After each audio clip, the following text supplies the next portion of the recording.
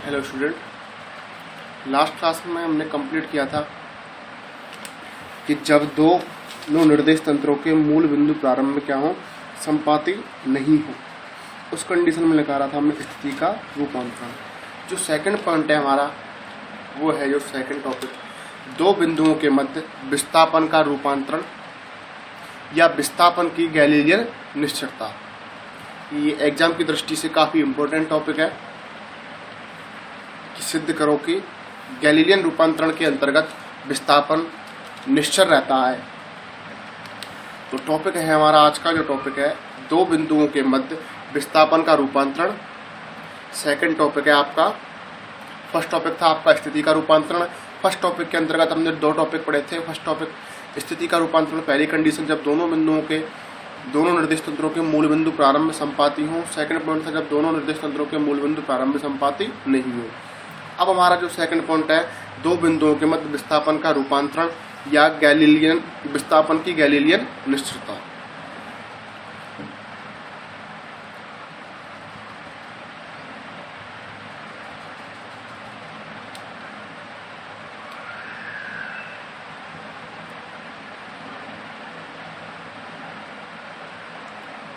X axis, Y axis, Z axis. अन्य निर्देश तंत्र लेते हैं।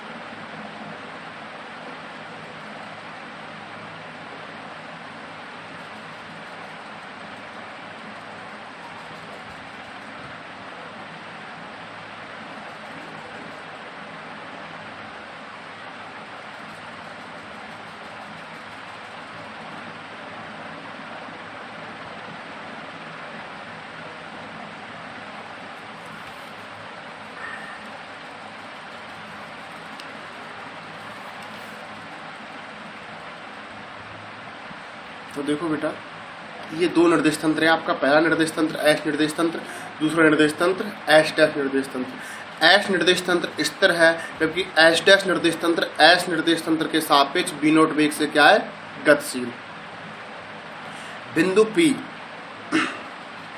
का एस निर्देश तंत्र के सापेक्ष जो स्थिति सदिश है, जो पोजीशन वेक्टर है R1 वेक्टर, वह बिंदु क्यू का एस निर्देश तंत्र के सापेक्ष, या कहें हम बिंदु क्यू का मूल बिंदु O के सापेक्ष स्थिति सदिश है R2 वेक्टर। इसी प्रकार बिंदु P का S डैश निर्देश तंत्र के मूल बिंदु O डैश के सापेक्ष स्थिति सदिश है R1 डैश वेक्टर, व बिंदु Q का मूल बिंदु O डैश या बिंदु Q का S डैश निर्देश तंत्र के सापेक्ष जो स्थिति सदिश है वो है हमारा R2 डैश वेक्टर। मूल बिंदु O डैश का बिंदु O के सापेक्ष स्थिति सदिश है R0 वेक्टर। तो R0 वेक्टर किसके बराबर होगा, सभी जानते हैं। दूरी बराबर क्या होगा, समय इंटू चाल, समय t और चाल कितनी, V0। तो R0 वेक्टर का मान किसके बराबर होगा, V0 वेक्टर t के बराबर। एवं बिंदु P व Q की जो दूरी है वो S निर्देश तंत्र के सापेक्ष B वेक्टर व S डैश निर्देश तंत्र के सापेक्ष D डैश वेक्टर। अब हमें यह प्रूव करना है कि D डैश वेक्टर और D वेक्टर परस्पर में क्या है, इक्वल है। या क्या कहें कि जो विस्थापन है वो S निर्देश तंत्र व S डैश निर्देश तंत्र, दो निर्देश तंत्रों के सापेक्ष कैसा रहता है, निश्चल रहता है, नियत रहता है।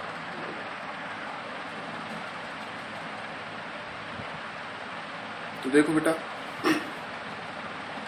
ये कहानी थी आपकी, एक एस निर्देश तंत्र, एक एस डैश निर्देश तंत्र। एस निर्देश तंत्र में मूल बिंदु O, बिंदु P, बिंदु Q का स्थिति सदिश R1 वेक्टर व बिंदु Q का स्थिति सदिश R2 वेक्टर, व एस डैश का या O डैश का O के सापेक्ष स्थिति सदिश R0 वेक्टर, व बिंदु P का एस डैश निर्देश तंत्र के सापेक्ष स्थिति सदिश R1 डैश वेक्टर, बिंदु Q का एस डैश निर्देश तंत्र के सापेक्ष स्थिति सदिश R2 वेक्टर। अब उपर्युक्त चित्र की ज्यामिति से देखते हैं हम त्रिभुज ओ पी क्यू में। तो क्या होगा, OP vector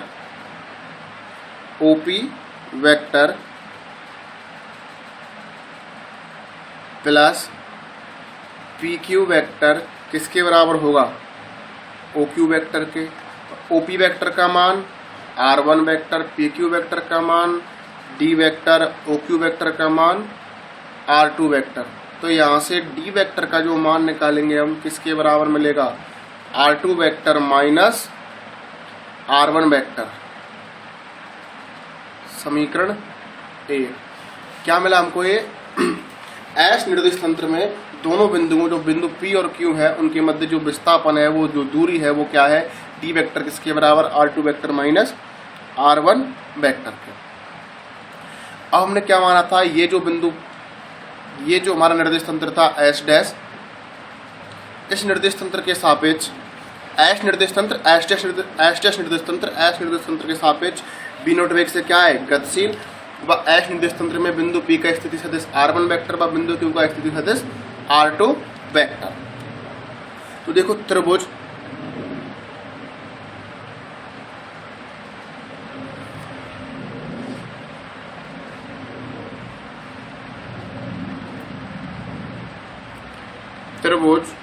O dash P Q में क्या मिलेगा,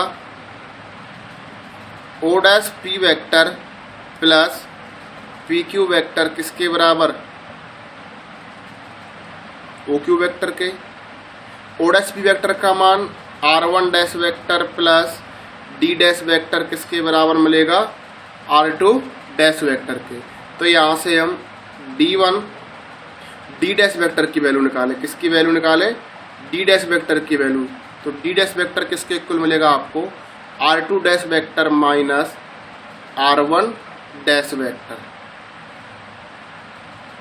समीकरण 2। समीकरण 1 है हमारे, समीकरण 1 एस निर्देश तंत्र के सापेक्ष एस निर्देश तंत्र में दोनों बिंदुओं के मध्य विस्थापन, व समीकरण 2 है हमारा एस डैश निर्देश तंत्र में दोनों बिंदुओं के मध्य विस्थापन।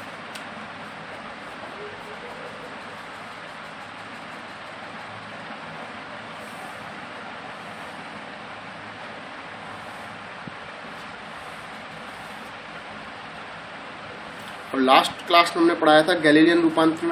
तो गैलीलियन रूपांतरण के अंतर्गत हमने आपको बताया था कि R vector R dash vector किसके बराबर होता है था, R vector minus V not T. तो इस समीकरण की सहायता से R1 डैश वेक्टर किसके बराबर मिलेगा, R1 vector minus V not T. व R2 डैश वेक्टर किसके बराबर मिलेगा, R2 vector minus V not T. इसको डालें हम समीकरण 3। देखो हमारा समीकरण 1 था D वेक्टर आपका R2 vector minus R1 vector. समीकरण 2 था D डैश वेक्टर बराबर R2 dash vector minus R1 dash vector. या तो हम ये करें, यहाँ से R1 वेक्टर का मान निकालेंगे, तो R1 वेक्टर का मान यहाँ से क्या मिलेगा हमको, R1 वेक्टर बराबर R1 dash vector plus V not T. इसी प्रकार R2 वेक्टर का जो मान मिलेगा हमको, R2 dash vector plus V not T. और ये दोनों मान लेके हम R1 और R2 के मान कहाँ रख दें, समीकरण 1 में। या फिर यहाँ से R1 डैश और R2 डैश वेक्टर के मान कहाँ रखें हम, समीकरण 2 में। देखो पहले करते हैं हम समीकरण 3 से मान समीकरण 2 में। ये हमारा समीकरण 2 था, ये हमारा समीकरण 1 था। तो क्या मिलेगा, D dash vector R2 dash vector का मान क्या है, R2 vector minus V not T, minus R1 dash vector का मान क्या है, R1 vector minus minus plus V not T. Plus का बी नॉट टी माइनस का बी नॉट टी कैंसिल, तो डी डैश वेक्टर किसके बराबर मिलेगा, R2 vector minus R1 vector. समीकरण 4, अब समीकरण 1 व 4 को देखो आप, क्या हो जाएगा, डी डैश वेक्टर किसके बराबर, डी वेक्टर के। अर्थात स्पष्ट है कि गैलीलियन रूपांतरण के अंतर्गत विस्थापन कैसा रहता है, निश्चल। यदि हम ये प्रोसेस नहीं करेंगे, ये प्रक्रिया हम नहीं करते, तो देखो सेकंड क्या बताया था मैंने आपको, इसको हम मिटा देते हैं। ये R1 वेक्टर का मान आ गया, R2 वेक्टर का मान, इसको मैं डालूं समीकरण 4। अब समीकरण 4 से मान रख रहा हूं मैं समीकरण 1 के अंतर्गत, तो देखो क्या मिलेगा आपको, डी वेक्टर R2 वेक्टर का मान क्या है, R2 dash vector plus V naught T minus R1 dash vector minus V naught T plus का बी नोट टी माइनस का बी नोट टी। तो डी वेक्टर किसके बराबर मिलेगा आपको, R2 dash vector minus R1 dash vector. इसको डाल दे समीकरण 5, समीकरण 2 व 5 से क्या मिलेगा आपको, डी वेक्टर किसके बराबर मिलेगा, डी डैश वेक्टर के इक्वल। डी वेक्टर किसके इक्वल हो गया आपका, डी वेक्टर के इक्वल। उपरोक्त समीकरण ही गैलीलियन ट्रांसफॉर्मेशन के अंतर्गत विस्थापन की निश्चितता के मान को निरूपित करता है। अर्थात इसे हम कहते हैं कि विस्थापन के गैलीलियन की निश्चितता का नियम। डी वेक्टर किसके बराबर, D dash vector. D vector क्या है, एच निर्देश तंत्र में दो बिंदुओं के मध्य विस्थापन, जबकि डी डैश वेक्टर क्या है, एक्स डैश निर्देश तंत्र के अंतर्गत दोनों बिंदुओं के मध्य विस्थापन। अगला टॉपिक पढ़ेंगे हम वेग का रूपांतरण, transformation of velocity. Transformation of velocity topic number जो आपका 3 है, वेग का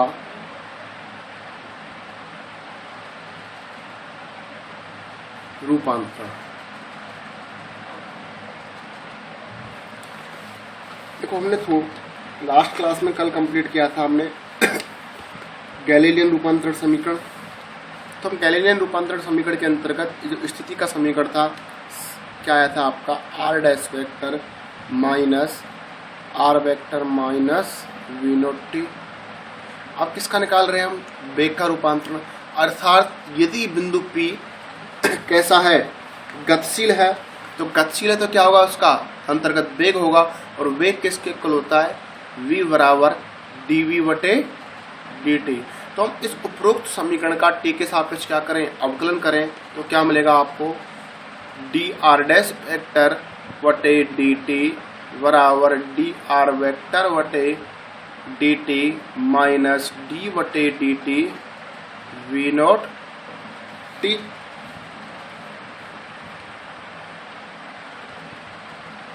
चूंकि b नॉट कांस्टेंट है या क्या है, नियत है, तो d बटे D t we not T किसके इक्वल आएगा, वी नॉट के। टी का टी के सापेक्ष क्या हो जाएगा, 1 हो जाएगा, क्या बचा, वी नॉट।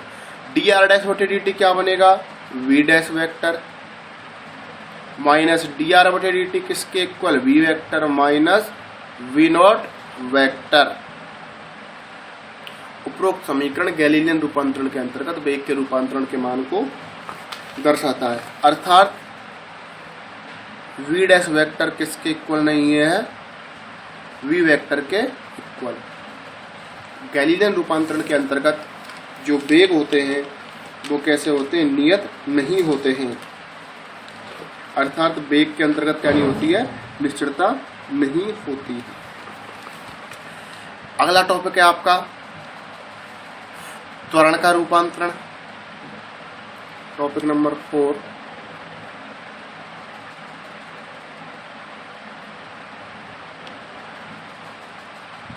त्वरण का रूपांतरण, अर्थात जो हमारा बिंदु P था वो क्या कैसा है, त्वरित है, या कि हम त्वरित गति कर रहा है। तो त्वरण क्या होता है, dv बटे dt। तो अभी आपने जो निकाला था वेग का रूपांतरण समीकरण किसके बराबर आया था, v डैश वेक्टर बराबर v vector minus v not vector. उपरोक्त समीकरण का यदि t के सापेक्ष क्या करें, अवकलन करें, तो क्या मिलेगा आपको, डी वी डैश वेक्टर वटे डी टी बराबर डी वी वेक्टर वटे डी टी माइनस डी वटे d t v naught. V naught क्या है हमारा, कांस्टेंट है या क्या कहें हम, वी नोट क्या है, नियत, इसलिए डी वटे डी टी वी नोट किसके बराबर 0। ये क्या बना आपका 0।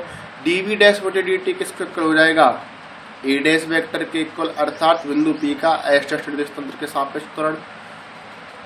डी वी वटे डी टी किसके इक्वल, ए वेक्टर अर्थात बिंदु पी का एस निर्देश तंत्र के सापेक्ष त्वरण। उपरोक्त समीकरण गैलीलियन रूपांतरण के अंतर्गत त्वरण के रूपांतरण मान को दर्शाता है। यह त्वरण की निश्चलता को ए डैश वेक्टर क्या है, एस निर्देश तंत्र के एस डैश निर्देश तंत्र के सापेक्ष किसी कण का त्वरण, ए वेक्टर क्या है, एस निर्देश तंत्र के सापेक्ष किसी कण का त्वरण, दोनों कैसे हैं, इक्वल, अर्थात त्वरण का मान कैसा रहता है, निश्चल रहता है। उपरोक्त समीकरण को हम त्वरण की निश्चलता के नियम भी कहते हैं।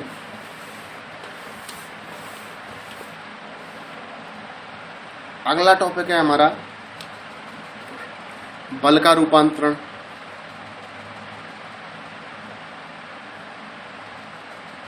बल का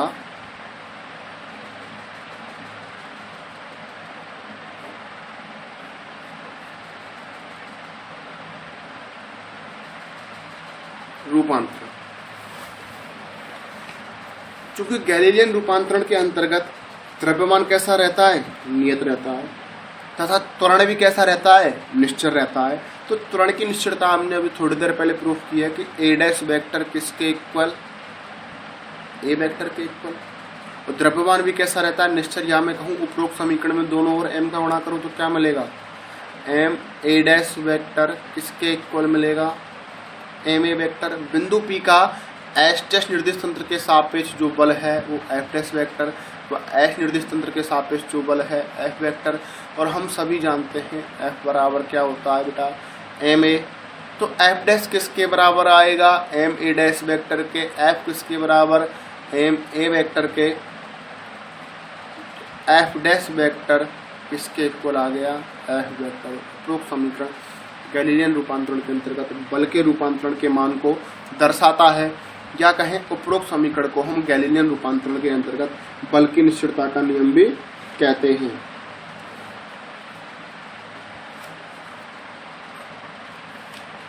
नेक्स्ट टॉपिक है हमारा संवेग संरक्षण की निश्चलता, संवेग संरक्षण का नियम। संवेग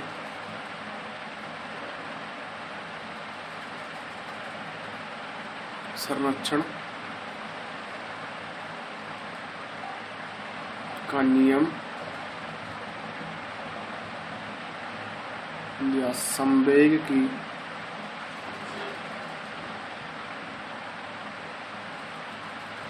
निश्चलता, अर्थात गैलीलियन रूपांतरण के अंतर्गत संवेग कैसा रहता है, संरक्षित। तो देखो बेटा, एक निर्देश तंत्र एस मूल बिंदु ओ, एक्स अक्ष, वाई अक्ष, जेड अक्ष, अन्य निर्देश तंत्र S dash, O dash, X dash, Y dash, Z dash. एक हमारा m1 द्रव्यमान का कण, टक्कर से पूर्व उसका वेग u1। दूसरा कण हमारा m2 द्रव्यमान का कण, टक्कर से पूर्व वेग उसका u2। टक्कर के पश्चात जो m1 द्रव्यमान का कण था उसका वेग v1, व m2 द्रव्यमान का जो कण था उसका वेग क्या है हमारा v2।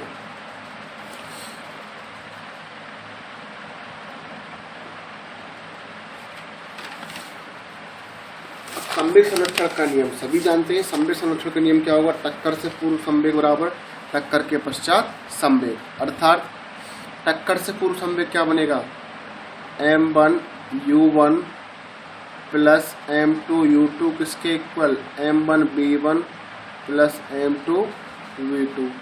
इसको डाल दिया हमने समीकरण 1 कि m1 u1 किसके इक्वल होगा, M1U1 प्लस M2U2 किसके इक्वल होगा, M1B1 प्लस M2V2। ये हमारा एस निर्देश तंत्र के सापेक्ष संवेग संरक्षण का नियम। और गैलीलियन रूपांतरण समीकरण से यदि ओडस प्रेक्षक को इन कणों के वेग, भाई गैलीलियन रूपांतरण में क्या होगा, सबसे पहले तो ये जो वेग थे हम किसके सापेक्ष, एस के सापेक्ष, एस डैश के सापेक्ष क्या होगा, M1 द्रव्यमान के कण का वेग U1 डैश व M2 द्रव्यमान के कण का वेग U2 डैश व टक्कर के पश्चात M1 द्रव्यमान के कण का वेग B1 डैश व M2 द्रव्यमान के कण का वेग B2 डैश। और गैलीलियन रूपांतरण समीकरण का भी जो वेग रूपांतरण समीकरण पढ़ा था हमने, उसके अंतर्गत क्या था, बी डैश वेक्टर किसके बराबर था, B vector minus B naught vector. इस समीकरण की सहायता से हम U1 डैश का मान निकालें। U1 डैश किसके बराबर मिलेगा, U1 माइनस बी, मान लो जो नियत वेग है हमारा V हो या B नॉट हो, तो U2 डैश किसके बराबर मिलेगा, U2 minus B. B1 dash किसके बराबर मिलेगा, B1 minus B. B2 dash किसके बराबर मिलेगा, B2 माइनस बी। ये B या B नॉट जो जिस निर्दिष्ट तंत्र के सापेक्ष, ये निर्दिष्ट तंत्र होते हैं हमारे, एस एस डैश, एस स्तर एस डैश या B वेग से गतिशील है या B नॉट वेग से गतिशील है। यदि ये B नॉट वेग से गतिशील है तो B नॉट, यदि ये B वेग से गतिशील है तो B। देखो यहां से मैं U1 डैश का मान क्या निकालूं, U1 डैश का मान तो आएगा, U1 का मान क्या आएगा, U1 dash plus V। U2 का मान क्या मिलेगा बेटा, U2 dash plus V। V1 का मान क्या मिलेगा, V1 dash plus V। V2 का मान क्या मिलेगा, V2 डैश प्लस V। समीकरण 2। यदि मैं समीकरण 1 में समीकरण 2 की सहायता से क्या रखूं, मान रखूं। समीकरण 1 था हमारा M1U1 plus M2U2 equal M1V1 plus M2V2।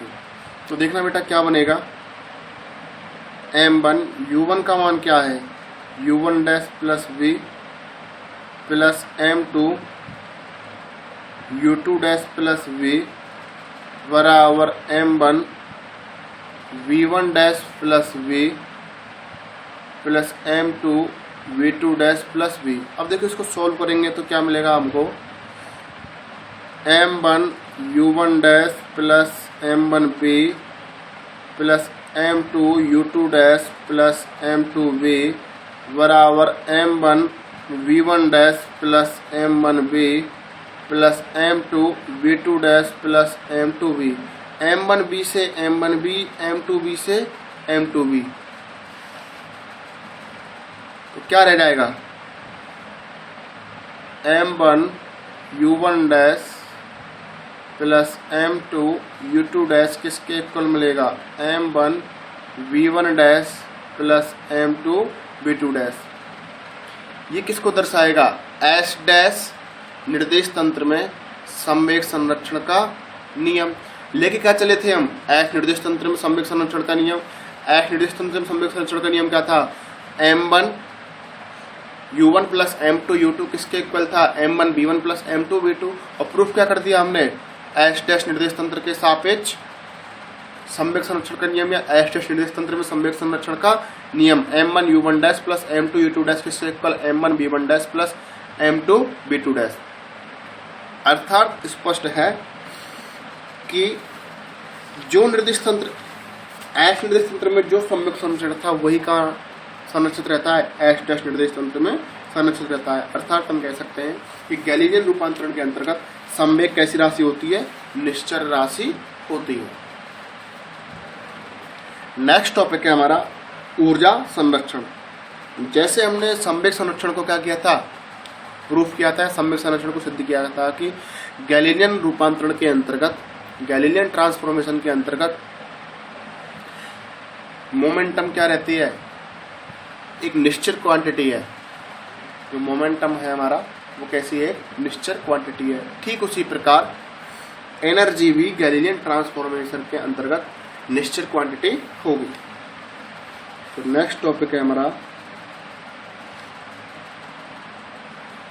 ऊर्जा संरक्षण का सिद्धांत। ऊर्जा संरक्षण या ऊर्जा की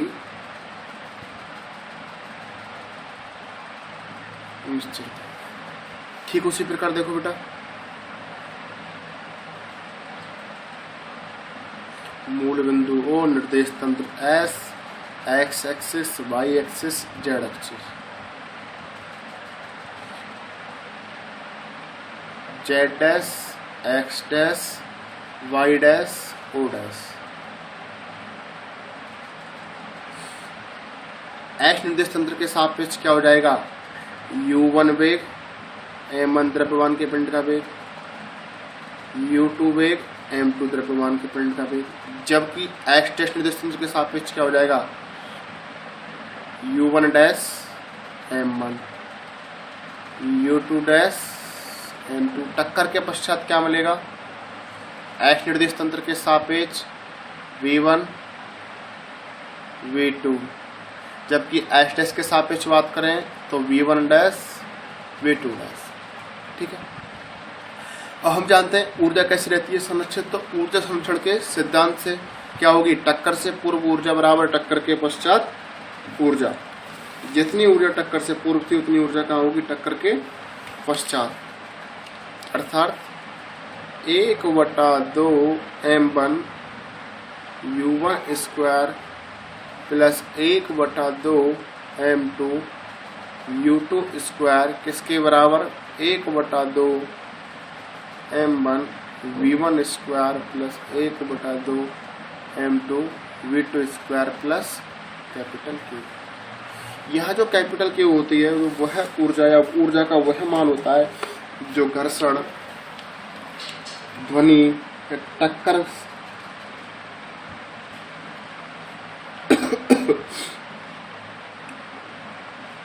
घर्षण, ध्वनि या टक्कर या अन्य रूप में क्या होती है?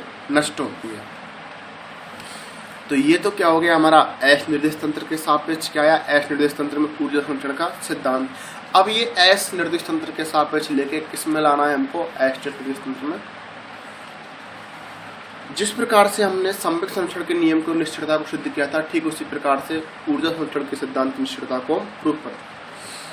गैलीलियन रूपांतरण के अंतर्गत जो वेग का जो था, वेग रूपांतरण समीकरण क्या था हमारा? v डैश वेक्टर किसके इक्वल था? v वेक्टर माइनस v, या ये क्या है? v naught. तो इससे हमारा u1 डैश किसके बराबर? u1 minus v। यहाँ से u1 का मान किसके बराबर? u1 dash plus v। इसी प्रकार किसका मान निकाला? u2 डैश वेक्टर का मान किसके बराबर?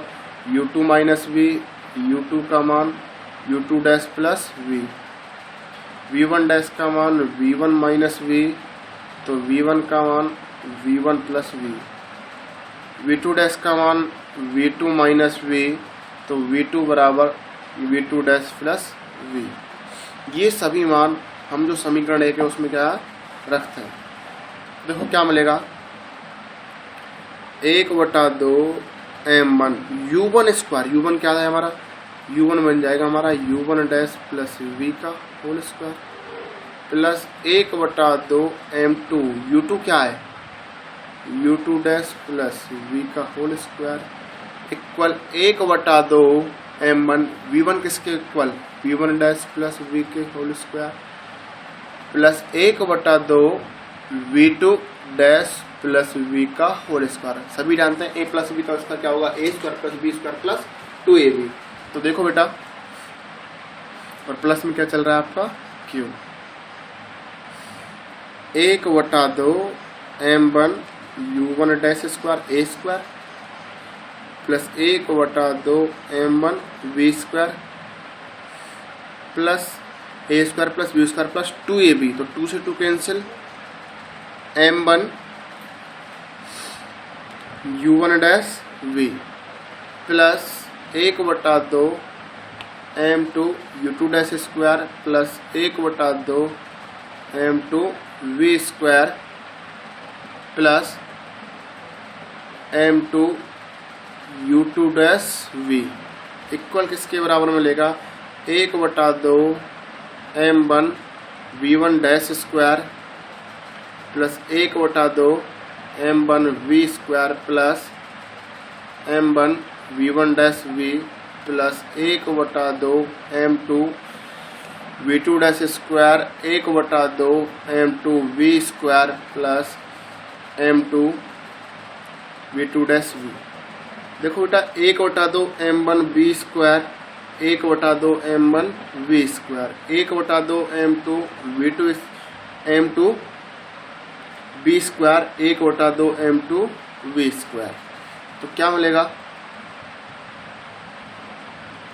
1/2 m1 u1 plus q plus 1/2 m2 v2 dash square plus देखो यहाँ देखो m1 u1 dash v plus m1 v1 dash m1 u1 dash v plus m2 u2 dash v। Common क्या आ रहा है हमारा v कॉमन आ रहा है तो क्या मिलेगा m1 u1 dash plus m2 u2 dash बराबर किसके मिलेगा 1/2 m1 v1 dash square 1/2 m2 v2 dash square plus same देखो बेटा m2 v2 डैश v और m1 v1 डैश v। तो m1 v1 dash plus m2 v2 dash v plus q। अब ये हम पहले ही प्रूफ कर चुके हैं। ये क्या है हमारा संवेग संरक्षण संवेग है। ये क्या है हमारा संवेग। तो संवेग तो पहले हमने प्रूव कर दिया। संवेग जो राशि है मोमेंटम जो राशि है आ कहें मोमेंटम जो क्वांटिटी है वो कैसी होती है निश्चित। क्या मिला हमारा 1/2 m1 u1 dash square plus 1/2 m2 u2 dash square बराबर 1/2 m1 v1 dash square plus 1/2 m2 v2 dash square plus q।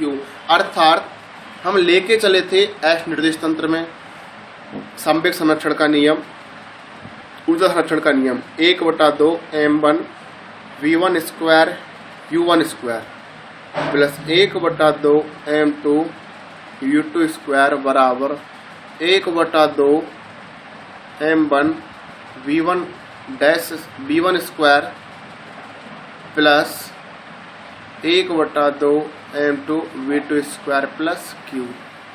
और लेके क्या आ चुके हैं 1/2 m1 u1 dash square plus 1/2 m2 u2 dash square बराबर 1/2 m1 v1 dash square plus 1/2 m2 v2 dash square plus q।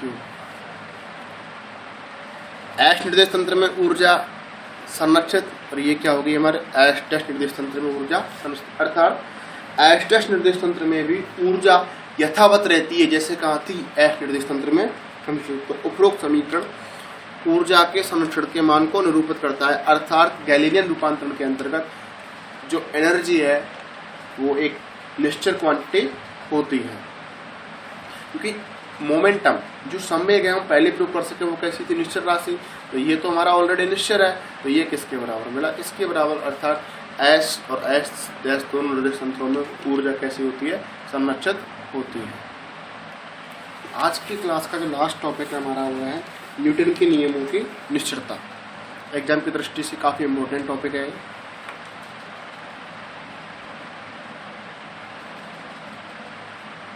Newton के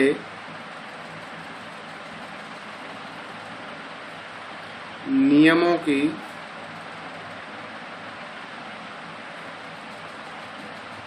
निश्चितता invariance of Newton's law.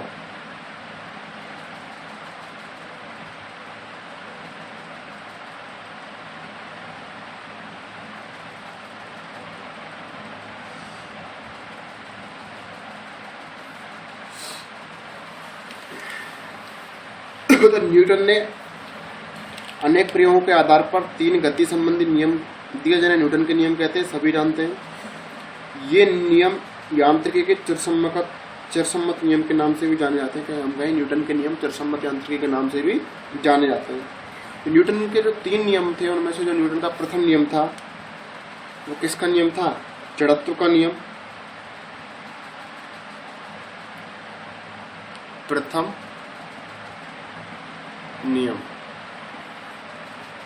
यदि कोई पिंड, न्यूटन का जो प्रथम नियम था उसके अनुसार यदि कोई पिंड विरामावस्था में है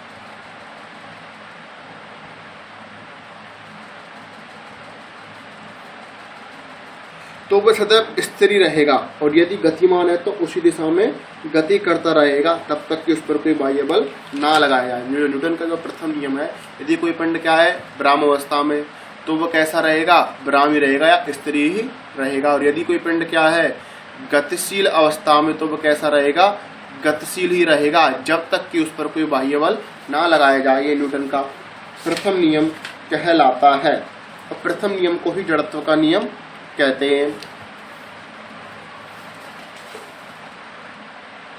माना किसी जड़त्वीय निर्देश तंत्र S में किसी m द्रव्यमान के कण पर जो बल लग रहा है वो क्या है? हमारा F वेक्टर। एवं अन्य जड़त्वीय निर्देश तंत्र S डैश में किसी m द्रव्यमान के कण पर जो लगने वाला जो बल क्या है? F dash vector. और हम सभी जानते हैं, अभी थोड़ी देर पहले प्रूफ किया था हमने कि गैलीलियन रूपांतरण के अंतर्गत बल कैसा रहता है? निश्चर। अर्थात F वेक्टर किसके इक्वल होता है? F डैश वेक्टर के इक्वल होता है।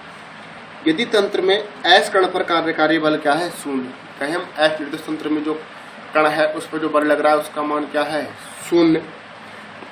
तो यह तंत्र S में तो स्थिर है, तो ये S डैश में भी क्या रहेगा? स्थिर ही रहेगा। अर्थात F डैश का भी मान क्या रहेगा? 0।